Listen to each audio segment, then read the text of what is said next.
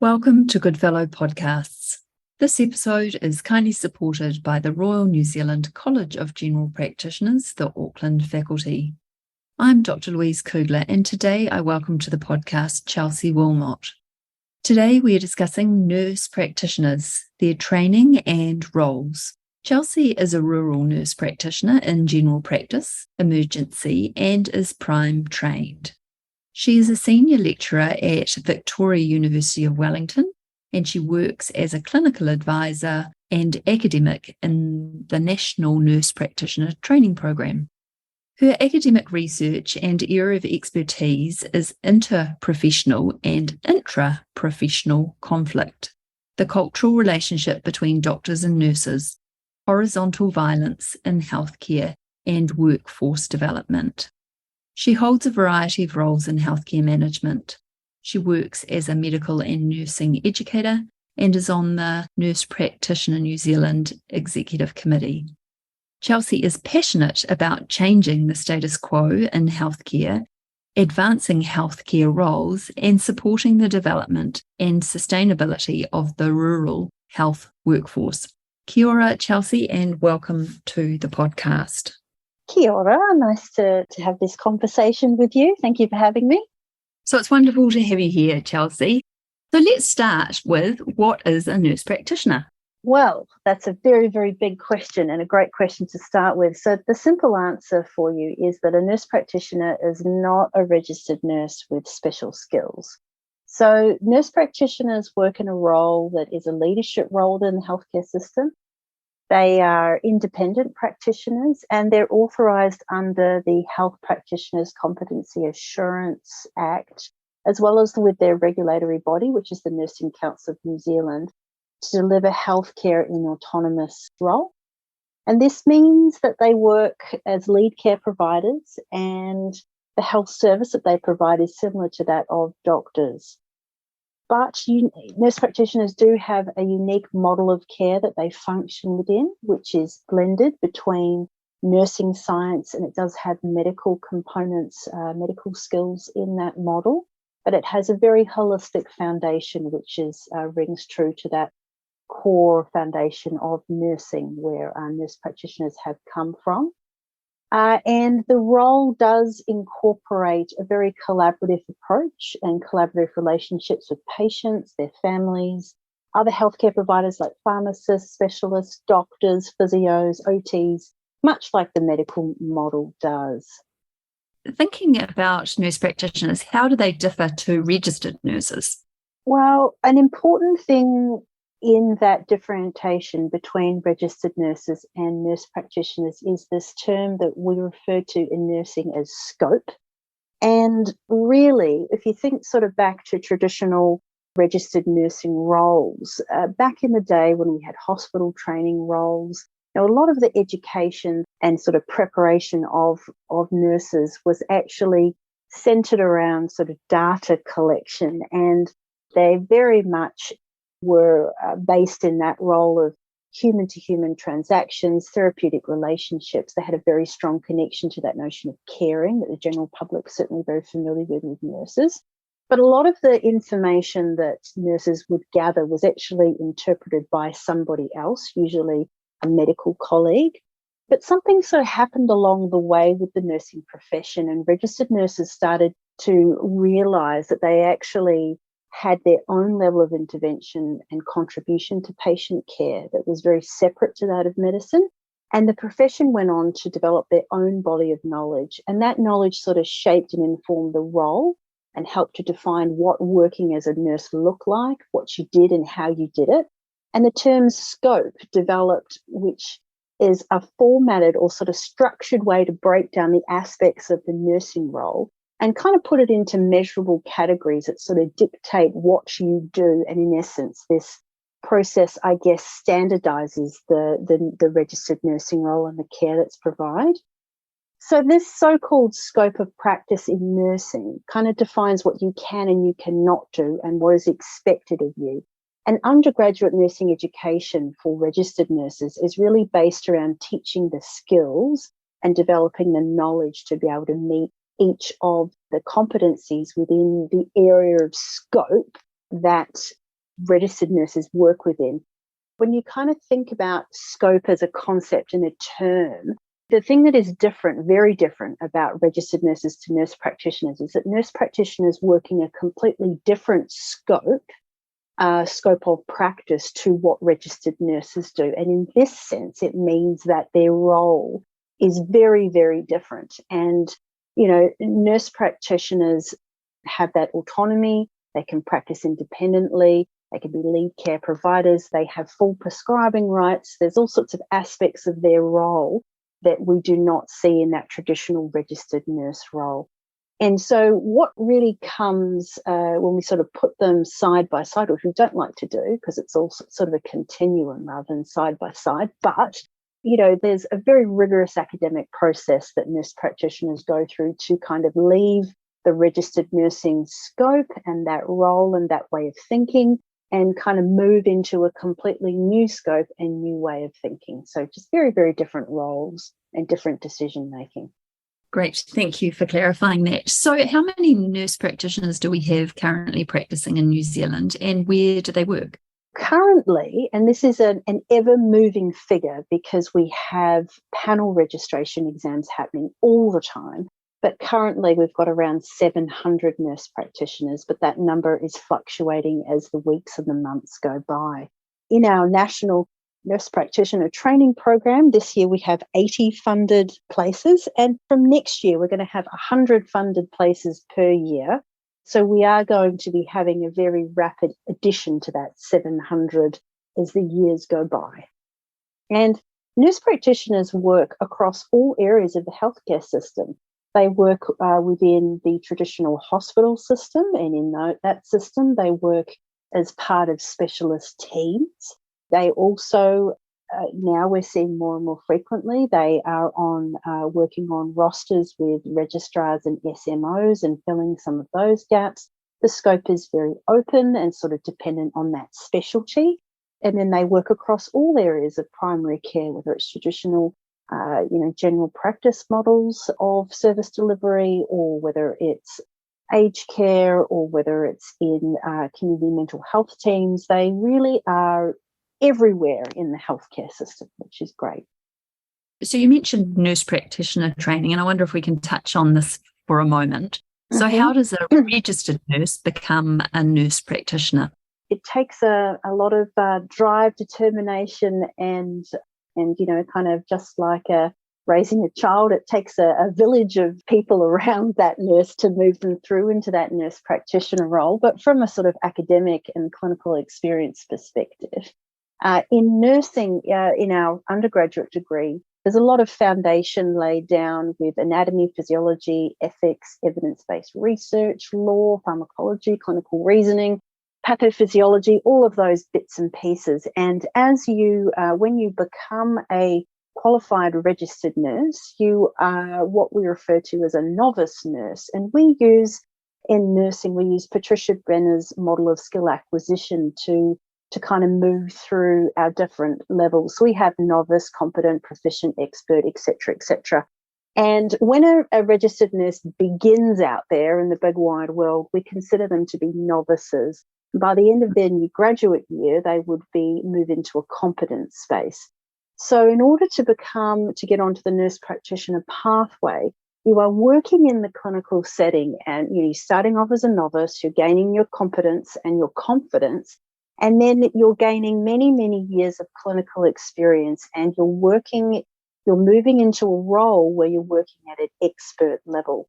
And in order to support that journey and that change in thinking that comes with moving from a novice to an expert, we need postgraduate education in there to help broaden the thinking, add additional skills, all of those sort of things that we know that academia does and contributes.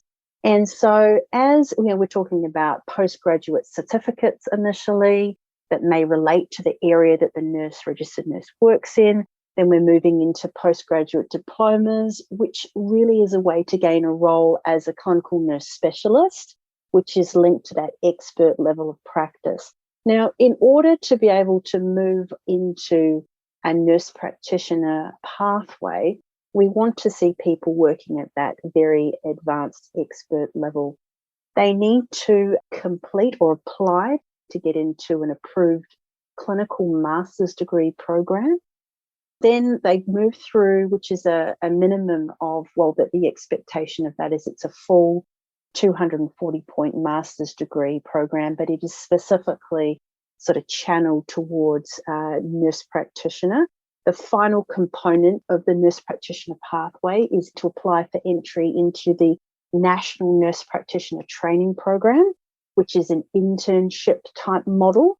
And that's where you're working very closely with mentors. But there's very strict entry criteria to get into that National Nurse Practitioner Training Program. And one of the key components is that minimum of 4 years experience at that very expert level of practice.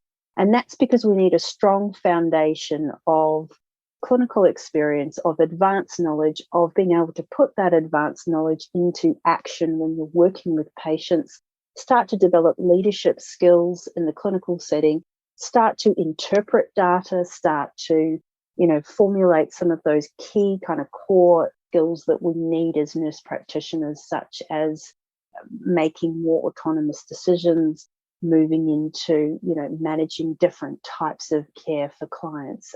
However, clinical nurse specialists or nurses working in expert level are still working in a team environment with very collaboratively with medical practitioners. So we've got quite a sort of strict and stringent entry criteria because of the nature of the role of the nurse practitioner. Fantastic. So the clinical master's program, you mentioned that it includes various papers. So what sort of papers are included in those 240 points? Sure. So in the nursing profession, we have master's programs, master's degree programs. So they can either be academic based, which is a very heavy research thread, or they can be clinically based, which also, although has advanced clinical education and sort of advanced anatomy and physiology and bits and pieces in that, it's actually channeled purely towards that endpoint of nurse practitioner.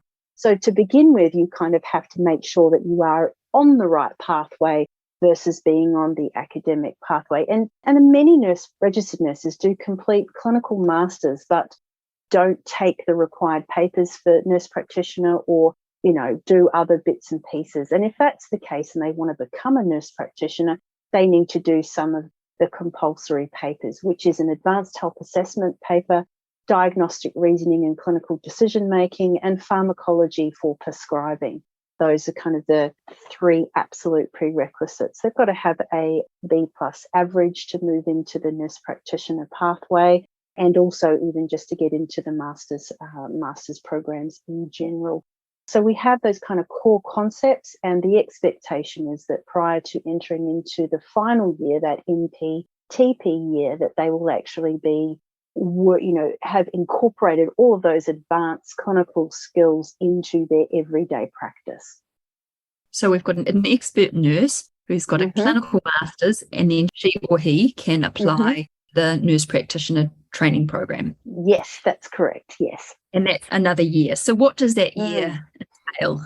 So that year, we'd like to sort of throw terms around intern. There's kind of debate whether intern is the right word because, theoretically these candidates are already highly skilled, highly qualified individuals. But we kind of think about it as though it's definitely a dedicated learning year, and it's very, very intense. So it begins with across the various sites that deliver this sort of national program.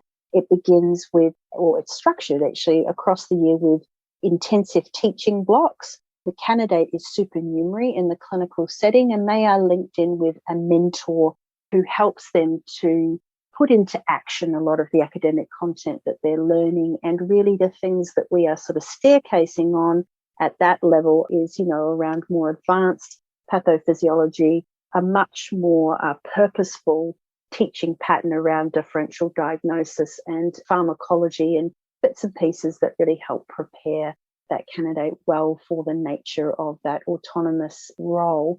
But with the mentors in the clinical setting, they can either be medical practitioners or nurse practitioners. There's a set number of hours that is expected.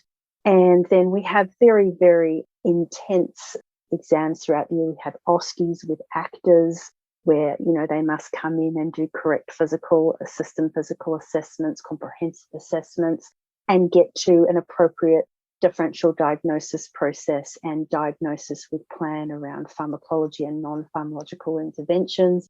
We have vivas, which is again sort of simulates further very strict kind of exams where they've got to again work through case studies. They've got to submit a whole range of assignments throughout the year, keep clinical logs, it's absolutely massive. And we are looking at our future vision across the sector is that we would love to see that 12-month program moved out to 2 years. In saying that, in some circumstances, 1 year is sufficient. So we're just sort of thinking about that at the moment and looking at how we can best prepare these highly experienced professionals to jump across into the next box of nurse practitioner practice. So moving on to that next stage, so a nurse practitioner comes out, they trained within a specific scope, and can they move from scope to scope? How are they able to work when they come out from that intensive nurse practitioner training program? So, as mentioned in that intensive NPTP year, they're in a mentor-mentee relationship where they are supervised and overseen by either a medical practitioner or a nurse practitioner. When they actually pass their sort of panel registration exam process and they become a qualified nurse practitioner, they are working independently, and that's not a requirement for them to be directly supervised by a medical practitioner or a nurse practitioner. However, as with any new role and new job, the workplace really needs to wrap themselves around that person and have mentors and bits and pieces available to support their learning journey. They sort of move through into gaining confidence in that role. So in essence, although they have become a nurse practitioner, they are again in that sort of novice space. In terms of their skill set around what they kind of enter into the workforce in, we in the NPTP, we prepare them as generalists. So that means that they have, a very, very generic generalist set of skills to do comprehensive assessments and interpret data and clinical reasoning, differential diagnosis, all those bits and pieces that can be moulded to fit any particular clinical context. We do see in the NPTP some candidates come through who are working in specialist teams. There may be, for example, a respiratory nurse practitioner. There may be a nurse practitioner who works in mental health. There may be a nurse practitioner who works in primary care in that general practice setting. Every single candidate in that program has to learn all of the same stuff. And even so, the mental health candidates have to go through and learn the physical health components. The nurse practitioner interns that are more physical-based services have to learn mental health components, so that what you get is this generalist that comes out. And then once they're in the clinical environment, they obviously, their skills and knowledge base does sit and develop and refine based within that context that they work within. But they can move because they have that general foundation. They are able to move across contexts. An orthopedic-based nurse practitioner can move into a job in primary care, but as with anything, that workplace's responsibility is to organise, a very good orientation program, a very good educational program that will support the additional clinical context-specific based knowledge that's required for that setting. So it's not sort of one day work as an orthopedic NP and the next day go and do a GP clinic. There's an orientation and educational process that's expected, much like a hospital-based doctor moving into primary care. There has to be specific skills that are learned there. Fantastic. So Chelsea, nurse practitioner, what can they do within their roles? What are they able to do once they're qualified? Nurse practitioners are able to work in a role that enables them to manage a person's healthcare. That can be minor, it can have great complexity to it. As I said, that role begins as a generalist, and that foundation is undertaking those comprehensive health histories, formulating differential diagnosis, ordering and interpreting tests like bloods, MRI, CT, ultrasound, radiology, formulate formalized diagnoses, develop interventional plans, prescribe, review, and adjust, and et cetera, as we know those sort of typical processes within those roles. But the nurse practitioner role, it can be shaped into a specific service, into a specific set of skills beyond that. So, for example, in the United States, for Vail Orthopedics, there are nurse practitioners that work within the orthopedic team who are in the operating theatre doing a set list of operations. In the future, we will see specialist roles for nurse practitioners with extended specialised skills. And really, for a service such as, a traditional hospital-based service or specialty, those roles can be moulded to what the service needs. And by all means, that generalist, the way that they are moved into the healthcare sector in that sort of generalist perspective from their skill set, that it really can be moulded, which is very exciting for the future of nurse practitioners and the whole healthcare system. So if a primary care practice was considering employing a nurse practitioner, what would the ideal situation look like? The ideal situation is that nurse practitioners would be supported to be able to work in their true, a way that's really sort of consistent with the values of nurse practitioner practice and the model of care, which, as I said, is that blend between nursing science and medical science with that holistic underpinning. And this means, reconsidering how nurse practitioners work around the 15-minute model, the traditional 15-minute model, or the 20-minute model, or the 30-minute model. We know that, many of our medical colleagues struggle with the 15-minute model.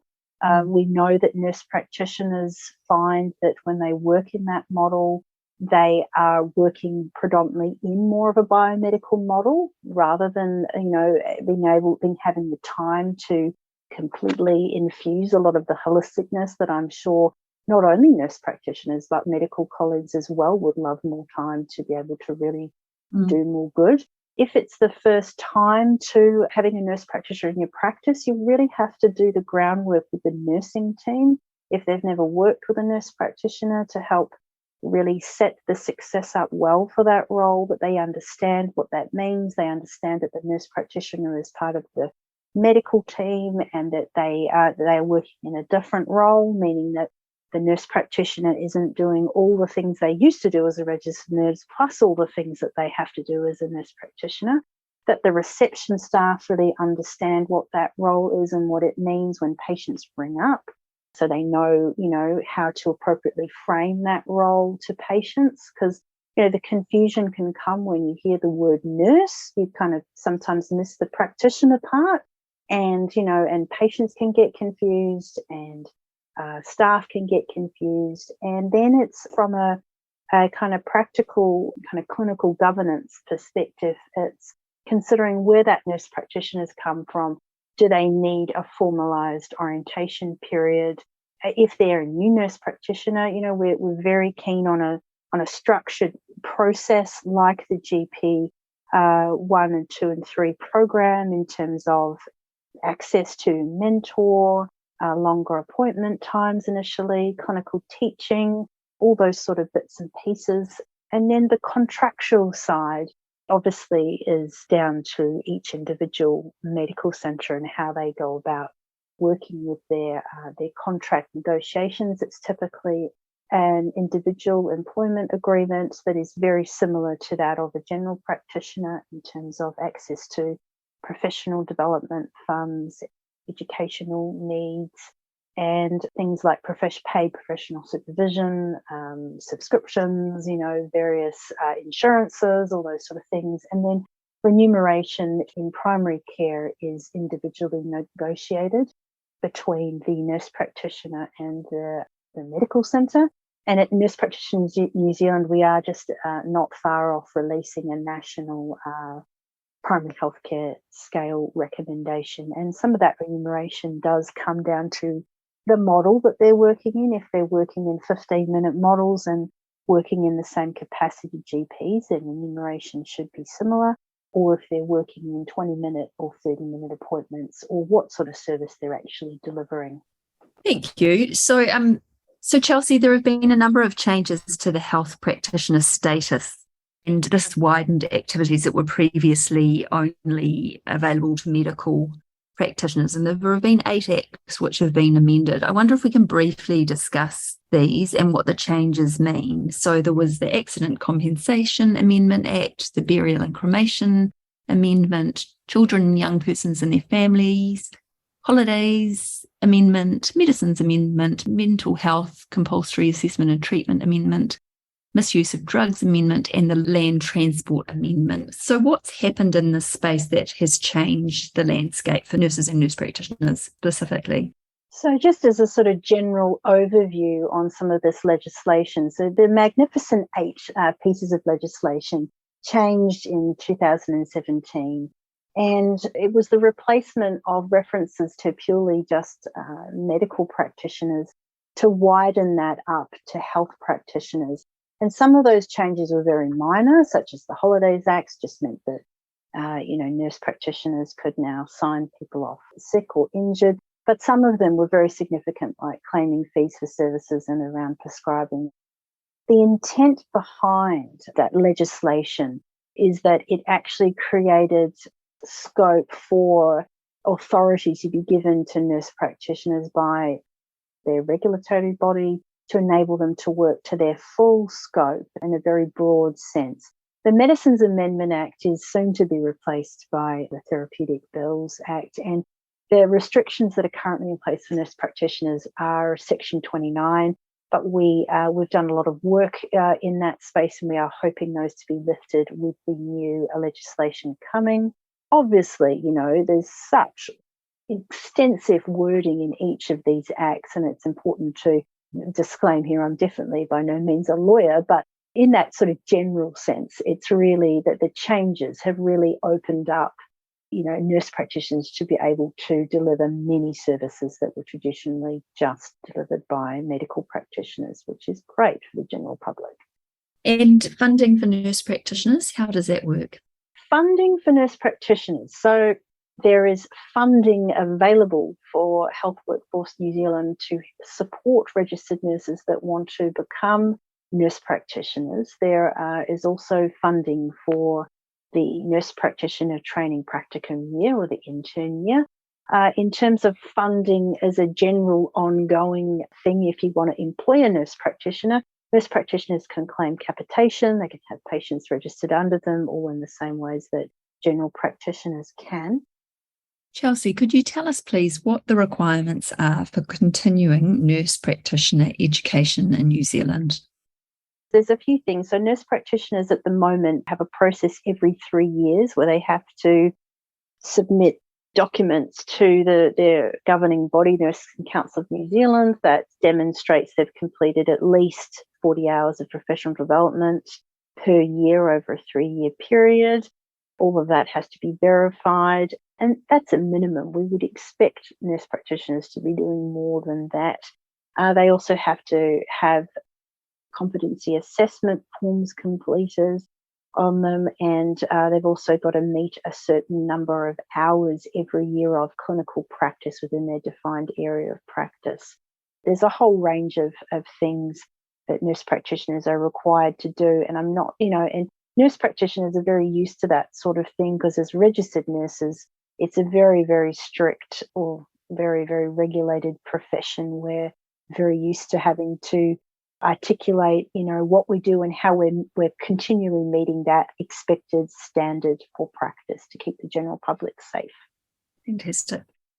So if someone had concerns about a nurse practitioner, where would they go? Well, first of all, they can approach the facility that they have accessed the nurse practitioner's services within. But then they can, like with any health practitioner or person working in healthcare, patients have the patient's code of rights, and they can submit an anonymous complaint to the Health and Disability Commissioner Service, where that complaint is reviewed by a tribunal, and there are various experts on that tribunal that help to work through that complaint process. They can also, lodge something with the Nursing Council of New Zealand should they need to. Just those standard channels as with any practitioner under the Health and Competency Assurance Act. Well, thank you, Chelsea, for your time today. To conclude our podcast, do you have some take-home messages for our listeners? The big take-home message that I'd like to share is that nurse practitioners, they offer this unique perspective and unique model of care. They really do not want to be seen as replacement doctors. They, in their own right and sort of perspective, feel that they have something to contribute to the general public and to people's health and wellness journeys. And, that comparison to, certainly in primary care, to general practitioners, it is a different role and it has a different perspective. And, so I would love to see any sort of rift between GPs and NPs dissolve, and that we can be very collaborative. I would encourage you, if you haven't worked with a nurse practitioner or been part of their educational journey, especially in that NPTP year, to really get involved, because then you really understand the thinking and the knowledge and the skills, and you see the role. And when you see and understand it, it brings different conversations and different perspectives. And I just think that, we've got a lot to reconsider for the delivery of future healthcare in New Zealand. And, we require bold thinking and new ideas and to be very collaborative together. And I think that that's something that we need to make sure that we're all doing together, whether you're a doctor, a nurse practitioner, a pharmacist, an OT, a health improvement practitioner, that we're all kind of taking our best of our skills and working together to create a healthcare system that's really much more fit for purpose. Fantastic. If you're a New Zealand GP and would like to claim CPD points for listening to this podcast, please log it. On our website, goodfellowunit.org, you'll find a list of resources used in making this podcast. Thank you for listening.